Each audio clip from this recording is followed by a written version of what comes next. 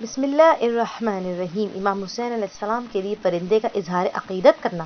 ذکر المصائب میں مرزا محمد ہادی لکھنوی ذکر کرتے ہیں کہ یزید کے پاس ایک پالتو پرندہ تھا۔ یزید کے ملازموں نے اس پرندے کو سکھایا ہوا تھا، جب کوئی خوشی کا دن آتا تو اس کے ملازم اس پرندے کو یزید کے سامنے پیش کرتے تھے۔ ایک تشت میں گلاب اور ایک تشت میں مشک و عنبر رکھتے تھے۔ جب یزید آواز دیتا تو وہ پرندہ اپنی جگہ سے اڑ کر گلاب میں غوطہ زن ہو کر مشک و عنبر میں لوٹتا تھا۔ پھر یزید آواز دیتا تو وہ پرندہ یزید کے سر پر اڑتا اور گلاب مشک و عنبر چھڑکتا تھا تو یزید کہتا تھا، دیکھو میں مسلمانوں کا خلیفہ ہوں اور پرندے بھی میری اطاعت کرتے ہیں۔ چنانچہ اس روز بھی پرندے کو لایا گیا جس دن عاشورہ تھا۔ جشن کا سماں تھا، ہر طرف سے یزید زندہ باد کے نعرے بلند ہو رہے تھے اور ایک طرف تشت میں مظلوم کربلا کا سر رکھا تھا، سامنے اسیران کربلا کھڑے تھے۔ یزید نے فخریہ انداز میں اس پرندے کو آواز دی تو وہ اڑا اور گلاب میں غوطہ مار کر مشک و عنبر میں لوٹنے لگا۔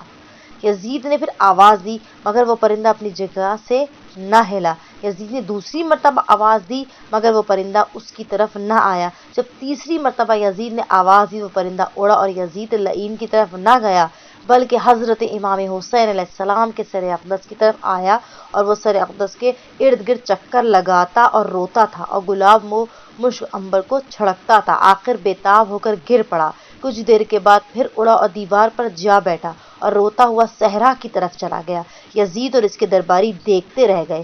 حاضرین میں سے کچھ لوگوں نے تعجب کیا اور کہنے لگے، یہ سر اقدس کس بزرگ ہستی کا ہے جس کے لیے پرندہ بھی اظہار عقیدت کر رہا ہے؟ یزید نے کہا، اے لوگو، تم نے بنی ہاشم کی جادوگری کو دیکھا ہے، پرندہ بھی ان کے سحر میں نعوذ باللہ مبتلا ہو گیا ہے۔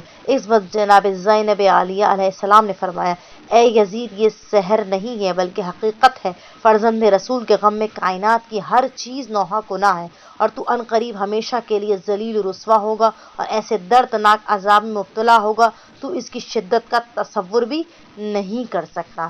وصلی اللہ علی محمد وآل محمد فعجل فرجہم۔ ہمارے چینل میسج آف اہل بیت کو سبسکرائب کیجیے۔